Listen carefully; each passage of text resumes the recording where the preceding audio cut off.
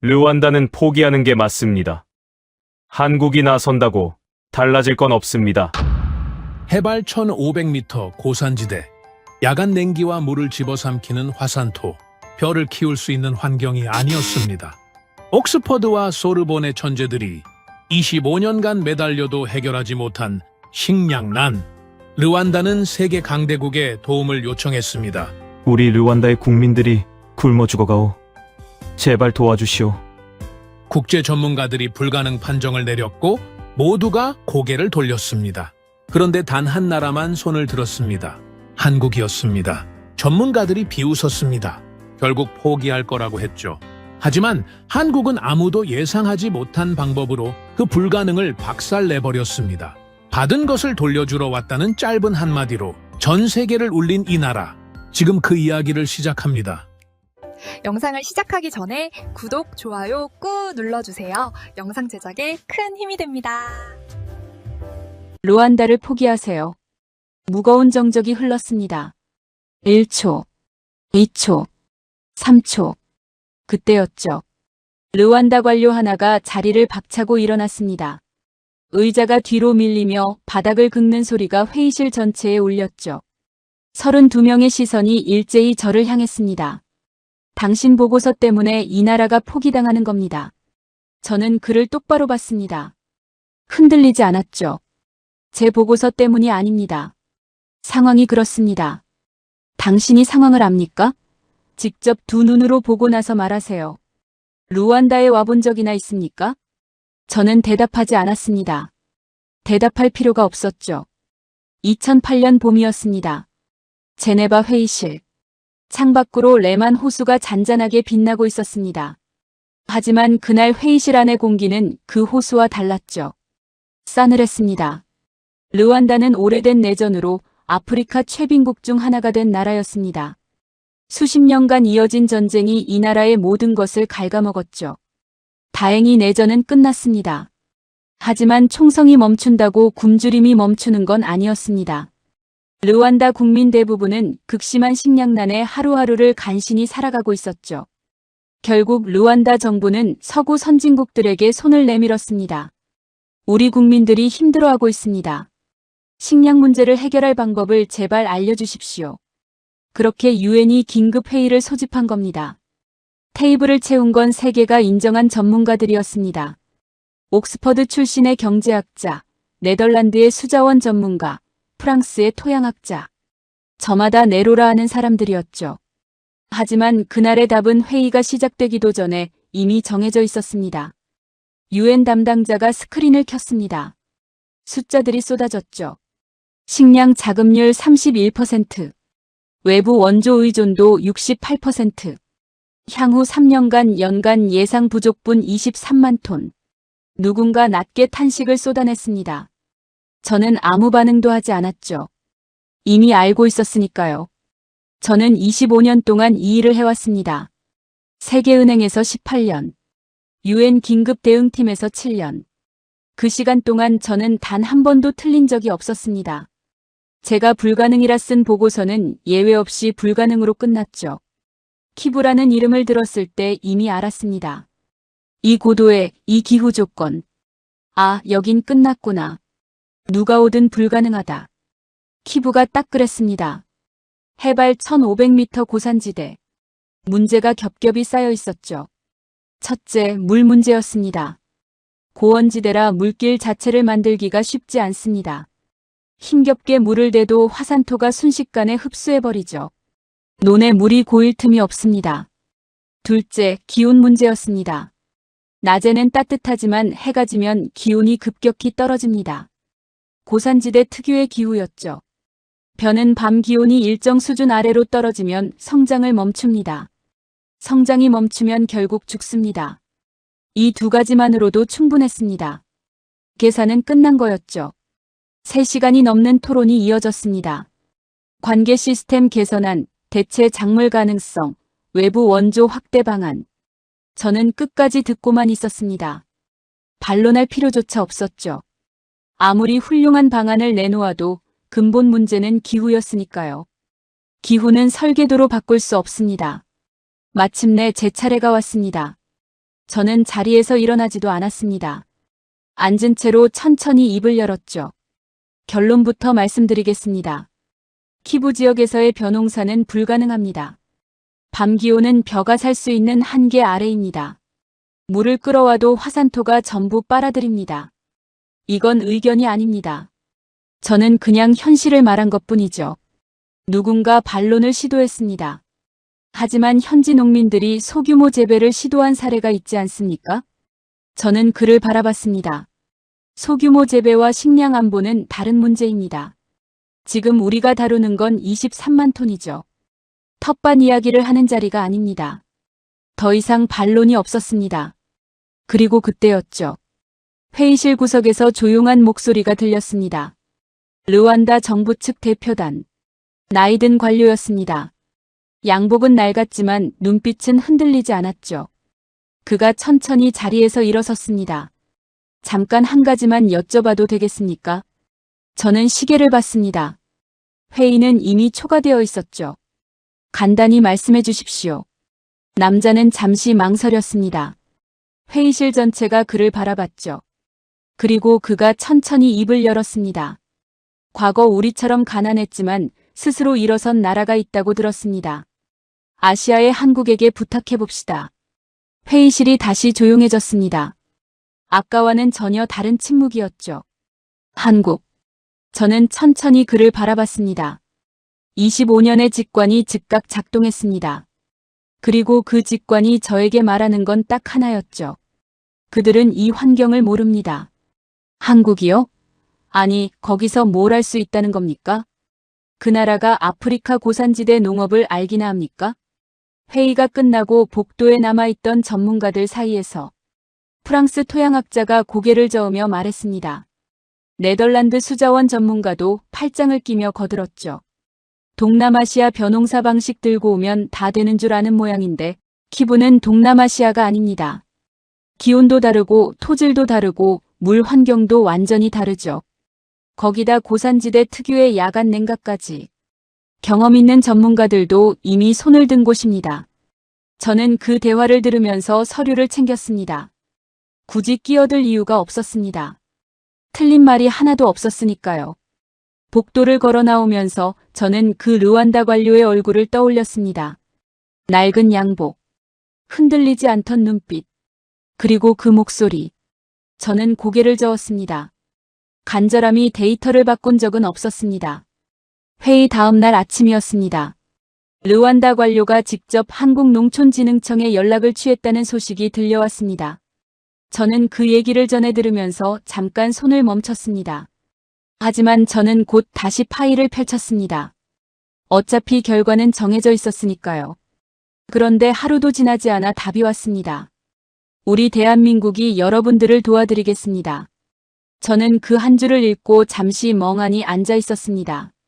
검토도 없이 현장 조사도 없이 데이터 분석도 없이 연락을 받은 그날 바로였습니다.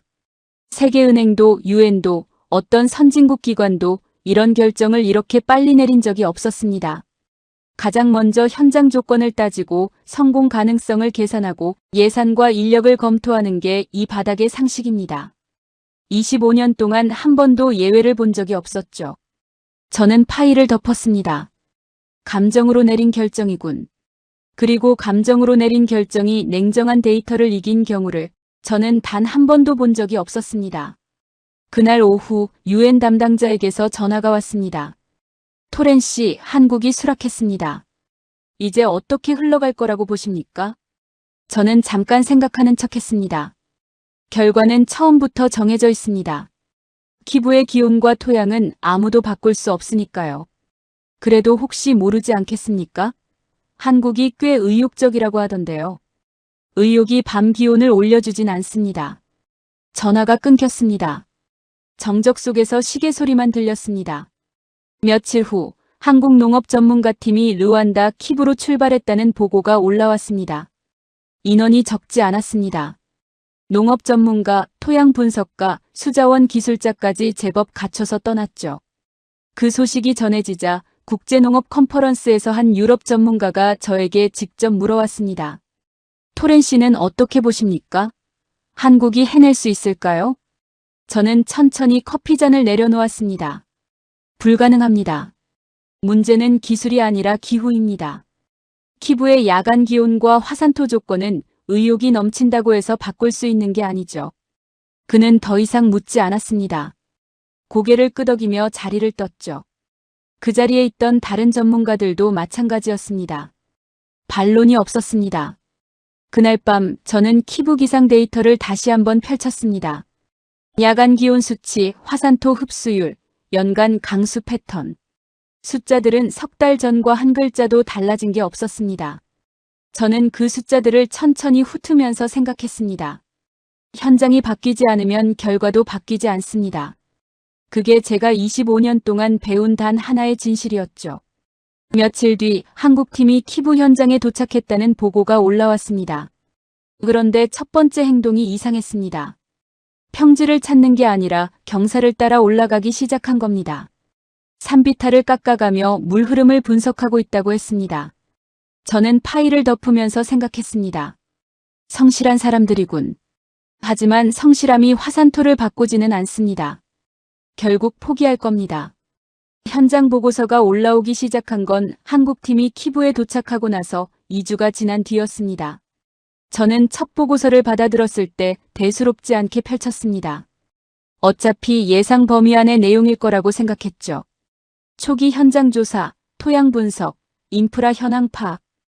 2단계에서 나올 수 있는 내용은 어느 나라 팀이 작성하든 크게 다르지 않습니다. 그런데 보고서를 넘기던 손이 멈췄습니다. 한국팀은 현장 조사를 마치자마자 기존 방식을 완전히 무시하고 있었습니다. 국제농업 전문가들이 제안했던 평지형 경작 방안도 네덜란드 팀이 설계했던 관계 시스템도 전부 선택하지 않았습니다. 대신 그들이 선택한 건 전혀 다른 방향이었습니다. 경사를 따라 올라가기 시작한 겁니다. 산비탈을 깎아서 단을 만들고 그 단마다 논을 앉히는 계단식 구조였습니다. 물 흐름을 분석하고 경사각을 계산하고 흙을 쌓아 올렸습니다. 저는 보고서에 첨부된 현장 사진들을 한 장씩 넘겼습니다. 한국팀은 남의 나라에서 자신의 일처럼 하루 종일 일하고 있었습니다. 날이 저물어도 멈추지 않았습니다. 저는 파일을 덮었습니다. 계단식 구조가 새로운 건 아니었습니다. 동남아시아 여러 나라에서 수천 년 전부터 써온 방식이죠. 문제는 키부가 동남아시아가 아니라는 겁니다. 겉모양이 같다고 결과가 같을 수는 없었습니다. 그로부터 3주가 더 지났습니다. 두 번째 보고서가 올라왔습니다. 저는 이번에도 큰 기대 없이 펼쳤습니다. 그런데 첫 페이지에서 또 손이 멈췄습니다. 계단식 구조가 완성되어 있었습니다. 그리고 그 단 아래쪽에 저수지 시스템이 만들어져 있었죠. 경사면을 타고 흘러내리는 빗물을 아래로 모아서 저장하는 구조였습니다. 저는 그 설계도를 한참 들여다봤습니다. 고원지대라 물길을 만들기 어렵다는 문제. 화산토라 물이 땅 아래로 빠져나간다는 문제. 이 두 가지를 경사 자체를 이용해서 동시에 해결하고 있었습니다. 저는 저도 모르게 중얼거렸습니다. 이건 기발하군. 예상하지 못한 방식이야. 하지만 저는 곧 고개를 저었습니다.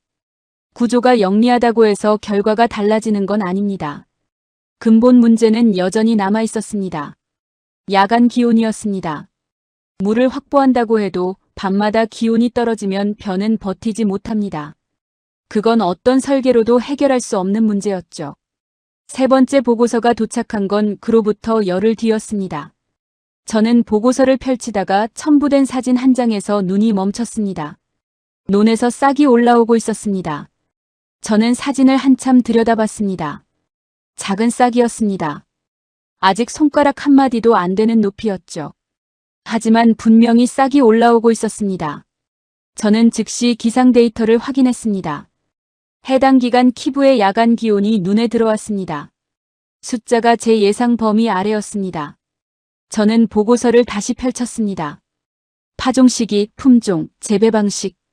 한 줄 한 줄 다시 읽었습니다. 뭔가가 있었습니다. 제가 계산하지 못한 변수가 어딘가에 있었죠.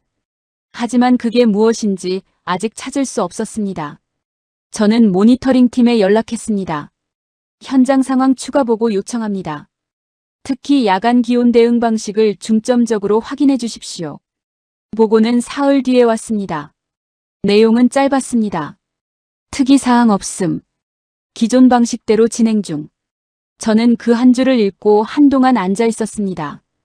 특이사항이 없는데 싹이 올라왔다는 건 두 가지 중 하나였습니다.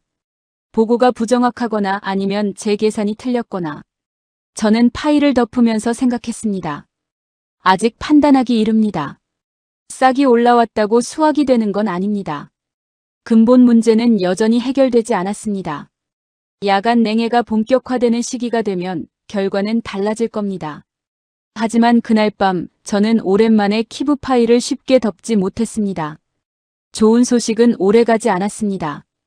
토렌 박사님, 어젯밤 키부 야간 기온 섭씨 9도입니다. 저는 펜을 멈췄습니다. 9도. 벼가 버틸 수 있는 한계치보다 4도 아래였습니다. 모니터링 팀 연구원의 목소리가 이어졌습니다. 작물 이상 반응이 시작됐습니다. 잎이 말라가고 있습니다. 저는 수첩을 덮었습니다. 예상했던 숫자였습니다. 예상했던 결과였죠. 처음부터 이렇게 될 거라고 저는 알고 있었습니다.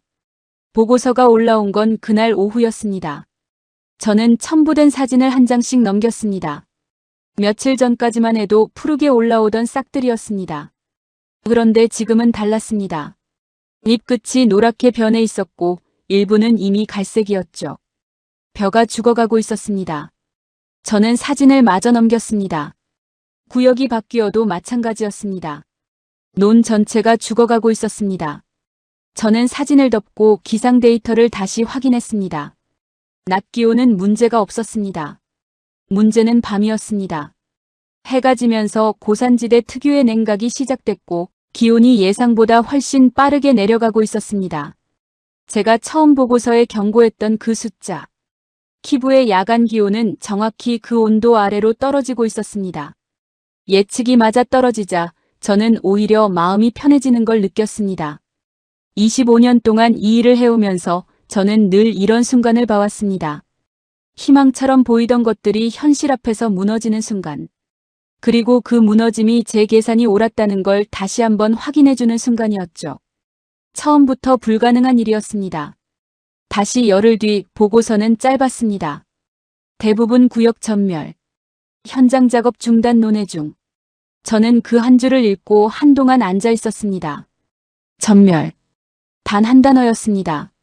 하지만 그 한 단어 안에 담긴 게 무엇인지 저는 알고 있었죠. 수십 명이 수개월간 쌓아 올린 것들이 한 번의 야간 냉각 앞에서 전부 사라진 겁니다. 계단식 논도, 저수지 시스템도, 그 모든 노력도. 기후 앞에서는 아무 의미가 없었습니다. 저는 유엔 담당자에게 먼저 연락했습니다. 키부 현황 보고서 확인했습니다. 예상했던 결과입니다. 네. 저희도 방금 받았습니다. 현장팀 철수 일정을 검토해야 할 것 같습니다. 지금 상태에서 계속 진행하는 건 의미가 없습니다. 잠깐 침묵이 흘렀습니다. 정적 속에서 수화기 넘어 숨소리만 들렸습니다. 토렌 씨, 한국팀이 아직 포기하지 않겠다고 합니다. 그건 그쪽의 선택이죠. 결과는 바뀌지 않을 겁니다. 전화를 끊었습니다. 그날 밤 저는 제네바 회의에서 제출했던 최초 보고서를 다시 펼쳤습니다. 야간 기온 한계치, 화산토 흡수율, 물 공급 불가 조건. 모든 항목이 지금 벌어지고 있는 상황을 처음부터 정확하게 가리키고 있었습니다. 보고서를 덮으면서 생각했습니다. 저는 25년 동안 틀린 적이 없었습니다. 키부도 마찬가지였죠. 하지만 수화기를 내려놓은 그 순간부터 한 가지가 머릿속을 떠나지 않았습니다. 한국팀은 전멸 판정을 받고도 포기하지 않겠다고 했습니다. 대체 무엇을 믿고 있는 걸까요? 데이터도 아니고 경험도 아니고 저로서는 이해할 수 없는 무언가였습니다. 그로부터 사흘 뒤였습니다. 예상치 못한 연락이 왔습니다. 한국팀 현장 책임자였습니다. 저에게 직접 전화를 건 겁니다. 저는 수화기를 들면서 잠깐 멈췄습니다. 철수 통보인가? 그게 가장 자연스러운 수순이었죠. 그런데 아니었습니다. 토렌 박사님, 저희 팀이 한 가지를 더 시도해 보려 합니다. 저는 창밖을 봤습니다. 제네바의 오후 햇살이 레만 호수 위로 길게 늘어져 있었습니다. 들어보겠습니다. 냉해를 버틸 수 있는 종자가 있습니다. 한국에서 직접 공수했습니다. 어떤 종자입니까? 저희가 1970년대 극심한 식량난을 겪으면서 직접 개발한 품종입니다. 척박한 환경에서도 버틸 수 있도록 설계됐습니다. 이름이 뭡니까? 통일벼입니다. 저는 잠시 그 이름을 머릿속에서 떠올려 봤습니다. 통일벼. 그 이름을 들어본 적은 있었습니다. 1970년대 한국이 극심한 식량난을 겪던 시절 정부 주도로 개발한 품종이었죠. 하지만 수확량에 최적화된 품종이지 냉해 저항성이 특별히 높은 품종이 아니었습니다. 제 데이터베이스 어디에도 통일벼가 고산지대 야간 냉각을 버텼다는 기록은 없었습니다. 통일벼를 키부에서 쓰겠다는 겁니까? 네. 종자는 이미 현장에 도착했습니다. 저는 잠시 생각했습니다. 냉해 저항성 데이터가 있습니까? 한국에서 검증된 자료가 있습니다. 키부 조건에서 검증된 자료입니까? 잠깐 침묵이 흘렀습니다. 아직은 없습니다. 그래서 지금 시도하려는 겁니다. 저는 천천히 말했습니다. 데이터 없이 진행하겠다는 건 도박입니다. 압니다. 하지만 저희에게는 이게 마지막 선택입니다. 남의 나라 일에 이토록 절박하게 매달리는 게 이해가 가지 않았습니다. 왜 포기하지 않는 겁니까? 전멸 판정까지 받았는데. 처음부터 불가능한 일이었습니다. 수화기 너머로 잠깐 침묵이 흘렀습니다. 그리고 조용하지만 단단한 목소리가 들렸습니다. 토렌 박사님, 저희 한국은 불과 70년 전까지만 해도 전 세계에서 가장 가난한 나라 중 하나였습니다. 전쟁으로 모든 것이 무너진 나라였죠. 힘없고 가난했던 그 시절, 저희는 수많은 나라의 도움으로 버텼습니다.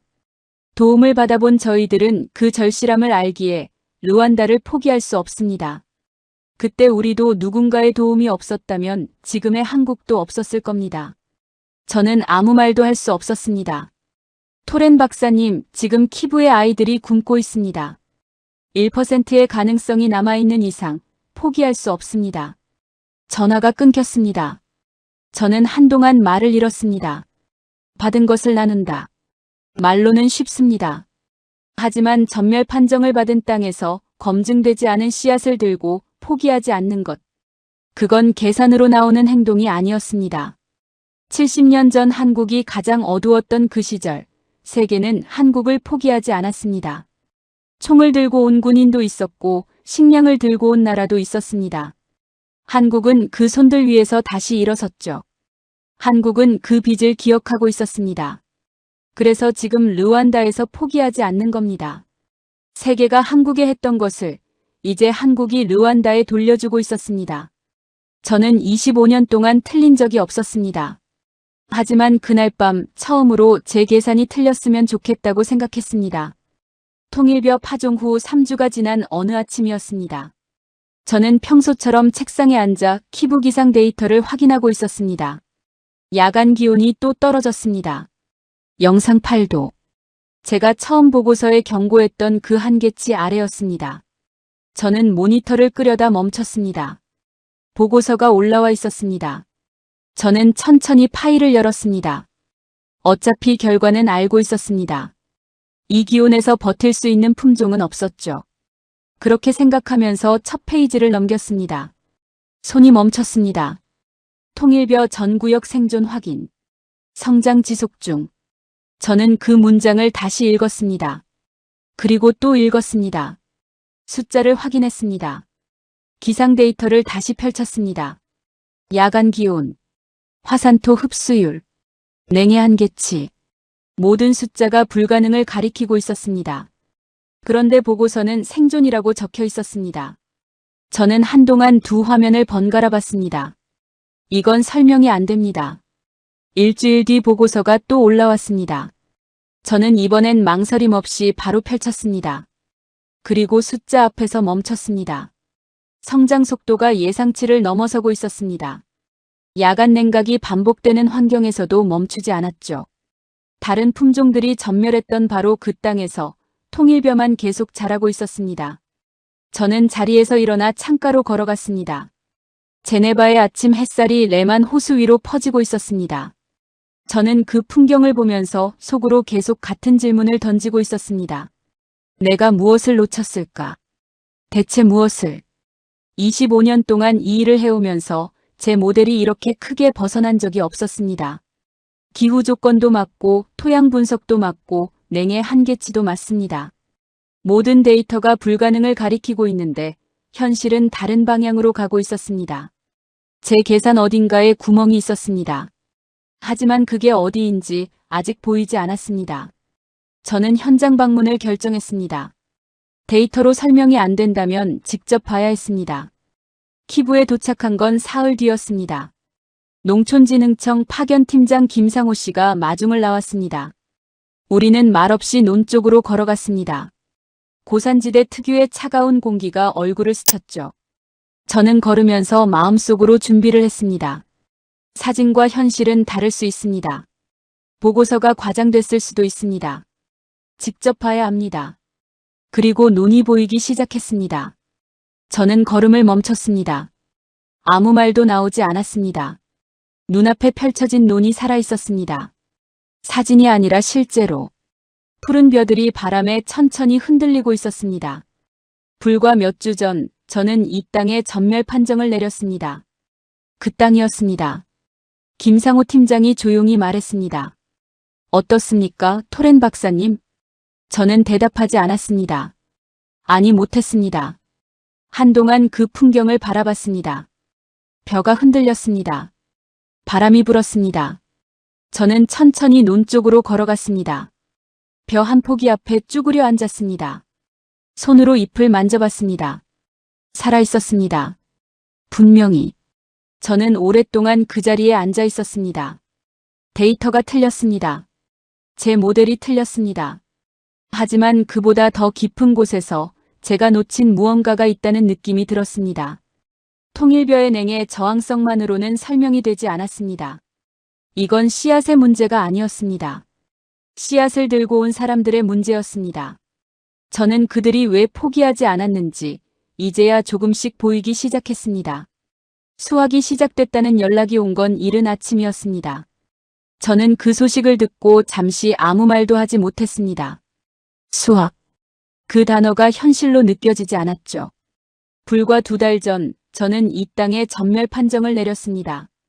그런데 지금 수확이라는 단어가 들려오고 있었습니다. 저는 다시 키부로 향했습니다. 현장에 도착했을 때 논은 황금빛으로 물들어 있었습니다. 벼 이삭이 고개를 숙이고 있었죠. 르완다 농민들이 낫을 들고 줄지어 서 있었습니다. 아무도 말하지 않았습니다. 두려움의 침묵이 아니었습니다. 믿기지 않는 현실 앞에서 숨을 참고 있는 침묵이었죠.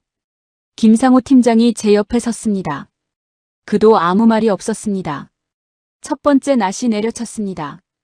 벼 이삭이 잘렸습니다. 그 순간이었습니다. 누군가 울기 시작했습니다. 소리도 없이. 1명이 2명이 됐고 2명이 10명이 됐습니다. 저는 그 자리에 서서 그 모습을 바라봤습니다. 25년 동안 수백 개의 현장을 다녔습니다. 하지만 이런 장면은 처음이었습니다. 창고가 채워지기 시작했습니다. 가마니가 쌓였습니다. 하나가 둘이 됐고 둘이 열이 됐죠. 김상호 팀장이 수확량을 집계하기 시작했습니다. 저는 그 숫자를 보면서 손이 굳었습니다. 예상치를 넘어서고 있었습니다. 제가 모델에서 계산했던 최대치를. 이 땅에서, 이 기후에서, 이 토양에서. 이게 정말 가능한 일입니까? 저도 모르게 말이 나왔습니다. 김상호 팀장이 저를 바라봤습니다. 그의 눈이 붉어져 있었죠. 저희도 믿기지 않습니다. 그날 오후였습니다. 마을 광장에 솥이 걸렸습니다. 장작이 타오르면서 연기가 피어올랐습니다. 밥 짓는 구수한 냄새가 퍼졌습니다. 저는 그 냄새를 맡으면서 잠시 멈췄습니다. 이 땅에서 이 냄새가 난다는 게 믿기지 않았죠. 아이들이 모여들기 시작했습니다. 3, 3, 5. 그리고 점점 더 많이. 작은 아이들이었습니다. 맨발인 아이도 있었습니다. 저는 그 아이들의 눈을 봤습니다. 크고 까만 눈이었습니다. 그 눈빛을 저는 알고 있었습니다. 세계 곳곳의 분쟁 지역에서, 난민 캠프에서 수없이 봐왔던 눈빛이었죠. 배고픔이 일상인 아이들의 눈빛이었습니다. 밥이 담기기 시작했습니다. 하얀 쌀밥이었습니다. 아이들이 그릇을 받아들었습니다. 한 아이가 밥을 한술 떴습니다. 그리고 멈췄습니다. 천천히 입에 넣었죠. 저는 그 아이의 표정을 봤습니다. 말로 설명할 수 없는 표정이었습니다. 옆에 서 있던 나이든 르완다 주민이 조용히 말했습니다. 이제 우리 아이들이 굶지 않아도 됩니다. 목소리가 떨렸습니다. 저는 그를 바라봤습니다. 그의 뺨 위로 눈물이 흘러내리고 있었습니다. 저는 아무 말도 하지 못했습니다. 손이 떨렸습니다. 25년 동안 한 번도 없었던 일이었습니다. 그날 밤 저는 숙소에 혼자 앉아 있었습니다. 파일을 펼쳤습니다. 수확량 수치, 야간 기온 기록, 토양 분석 결과. 숫자들이 눈앞에 펼쳐졌습니다. 모든 숫자가 제 예측과 달랐습니다. 하나도 빠짐없이. 저는 천천히 파일을 덮었습니다. 저는 틀렸습니다. 25년 동안 단 한 번도 하지 않았던 생각이었습니다. 하지만 지금 이 순간 다른 말이 나오지 않았습니다. 그리고 이상하게도 그 말이 부끄럽지 않았습니다. 오히려 처음으로 가슴이 편안해지는 느낌이었습니다. 저는 창밖을 봤습니다. 키부에 밤하늘이 보였습니다. 별이 많았습니다. 저는 그 별들을 바라보면서 생각했습니다. 이건 원조가 아니었습니다. 되돌림이었습니다. 70년 전 세계가 한국에 했던 것을 한국이 지금 르완다에 돌려주고 있었습니다. 그리고 그 되돌림이 이 땅을 바꿨습니다. 처음으로 데이터 밖의 세계가 보였습니다. 2년이 지났습니다. 저는 제네바 사무실에 앉아 르완다 관련 보고서를 받아들었습니다. UN 식량농업기구 공식 보고서였습니다. 표지를 넘기는 순간 첫 줄에서 손이 멈췄습니다. 키부 지역 식량 자급률 74% 달성. 아프리카 고산지대 농업의 새로운 기준. 저는 그 숫자를 한동안 바라봤습니다. 74%. 제가 처음 제네바 회의실에서 봤던 숫자는 31%였습니다. 불과 2년 사이였습니다. 페이지를 넘겼습니다. 르완다 경제 성장률이 눈에 들어왔습니다. 아프리카 최상위권이었습니다. 국제 언론이 아프리카의 기적이라고 부르기 시작했다는 내용도 있었죠. 저는 보고서를 덮지 못했습니다. 페이지를 넘길수록 제가 포기하라고 했던 그 나라가 달라져 있었습니다. 그리고 마지막 페이지에서 멈췄습니다. 르완다 정부 공식 성명이었습니다. 우리는 한국을 모델로 삼겠습니다. 저는 그 한 문장을 읽고 오랫동안 앉아 있었습니다. 창밖으로 레만 호수가 보였습니다. 저는 그 풍경을 보면서 생각했습니다. 제네바 회의실에서 제가 불가능이라고 했던 그날. 그 자리에 있던 사람들이 이 성명을 읽으면 어떤 표정을 지을까? 저도 그중 한 명이었습니다. 그해 가을 국제식량안보 컨퍼런스 강단에 섰습니다. 400명이 넘는 전문가들이 앉아 있었습니다. 세계 각지에서 온 사람들이었죠. 옥스퍼드, 하버드, 소르본. 그리고 유엔과 세계은행에서 온 얼굴들. 저는 그 자리에서 20년 넘게 서왔습니다. 이 사람들 앞에서 보고서를 발표하고 판정을 내리고 결론을 선언해왔죠. 한 번도 망설인 적이 없었습니다. 그런데 그날은 달랐습니다. 마이크 앞에 서면서 손이 떨렸습니다. 25년 동안 단 한 번도 없었던 일이었죠. 저는 잠시 청중을 바라봤습니다. 그 자리에는 몇 년 전 제네바 회의실에서 함께 키부 포기를 결정했던 얼굴들도 있었습니다. 프랑스 토양학자, 네덜란드 수자원 전문가. 그들도 저를 바라보고 있었습니다. 저는 천천히 입을 열었습니다. 저는 키부가 불가능하다고 했습니다. 회의실이 조용해졌습니다. 틀렸습니다. 아무도 말하지 않았습니다. 정적 속에서 냉방 소리만 들렸습니다. 저는 계속했습니다. 한국은 단순히 기술을 가져온 게 아니었습니다. 그들은 70년 전 전쟁으로 모든 것이 무너졌을 때 세계의 손을 잡고 일어선 나라였습니다. 한국은 그 손의 온기를 기억하고 있었죠. 그리고 르완다에서 그 온기를 돌려주고 있었습니다. 저는 그것을 계산하지 못했습니다. 25년 동안 단 한 번도 누군가 기침을 했습니다. 그 외에는 아무 소리도 없었습니다. 저는 잠시 멈췄다가 계속했습니다. 통일변은 그냥 씨앗이 아니었습니다. 굶주림을 직접 겪어본 나라가 그 고통을 기억하며 만들어낸 씨앗이었습니다. 전멸 판정을 받은 땅에서도 포기하지 않았던 건 기술 때문이 아니었습니다. 그 기억 때문이었습니다. 저는 데이터만 봤습니다. 하지만 한국은 그 데이터 너머를 보고 있었습니다. 회의실이 여전히 조용했습니다. 저는 마지막으로 말했습니다. 한국은 단순한 농업기술 강국이 아닙니다. 받은 것을 기억하고 그것을 돌려주는 나라입니다. 저는 그것이 한국이라는 나라의 진짜 힘이라고 생각합니다. 박수가 터졌습니다. 처음엔 한 명이었습니다. 그리고 둘이 됐고 열이 됐습니다. 저는 강단에 서서 그 박수 소리를 들었습니다. 눈이 뜨거워졌습니다. 25년 동안 단 한 번도 없었던 일이었죠. 강연이 끝나고 복도에 혼자 서 있을 때였습니다. 김상호 팀장에게서 문자가 왔습니다. 내용은 짧았습니다. 박사님, 올해 키부 수확량입니다. 숫자가 찍혀 있었습니다. 저는 그 숫자를 보고 피식 웃었습니다. 제 최초 보고서 예상치의 3배였습니다. 저는 복도 창가에 기댔습니다. 제네바의 가을 햇살이 유리창을 타고 들어오고 있었습니다. 저는 한동안 그 햇살을 바라봤습니다. 그리고 키부 마을 광장에서 두 손으로 그릇을 받아들고 눈을 감았던 그 아이가 떠올랐습니다. 그 아이에게 밥을 준 건 한국이었습니다. 하지만 그 밥 안에는 단순한 쌀이 담겨 있지 않았습니다. 70년 전 누군가에게 받았던 그 손길이 담겨 있었습니다. 굶주림을 기억하는 사람들이 그 기억을 씨앗 안에 담아서 지구 반대편까지 들고 온 것이었죠. 그리고 그 씨앗이 결국 이 땅을 바꿨습니다. 저는 핸드폰을 닫으면서 생각했습니다. 숫자는 거짓말하지 않습니다. 하지만 숫자가 전부도 아니었습니다. 한국은 제가 25년 동안 보지 못했던 것을 보고 있었습니다. 한계 너머에 있는 것들을, 데이터로 설명되지 않는 것들을.